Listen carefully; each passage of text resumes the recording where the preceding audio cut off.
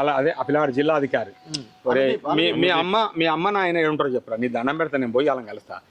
నేను నిజంగా అయితే మీ అమ్మకు మీ నాయన చెప్తాను, నీకు ఇంత ఆయనకి అన్న వాళ్ళు ఇంత విషయం కలిపెట్టమని చెప్తాను. ఎందుకంటే 1000 కుటుంబాలని అంత అది ఎప్పుడు జరగలే కదా చరిత్రలా. నువ్వు ఎట్లా తప్పుడు సమాచారం ఇచ్చినావు అక్కడ ఉన్న ప్రభుత్వానికి.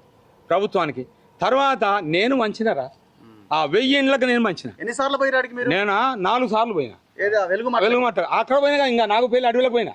నాగుపల్లి అడవిలో 400 ఎకరాలు మంచి వచ్చిన. ఇది చెప్పండి. ఇది అంటే అది మంచి, దాంతోనే ఇది వచ్చింది. అక్కడ మంచి వచ్చినాకనే వీళ్ళంతా నాకు పరిచయం అయ్యారు. అప్పుడు పరిచయం లేరు వీళ్ళు. కాబట్టి ఇది నేనే వంచిన 62 ఎకరాలు. ఇది భూదానం కాదని మీరు రుజువు చేస్తే సుప్రీంకోర్టులో నేను గాంధీ విగ్రహం కాడ ఊరేసుకుంటా. ఎవరు అవసరం లేదు నాకు, ఇంకా అవసరం కూడా లేదు. గుమ్మం దగ్గర అవసరం అయితే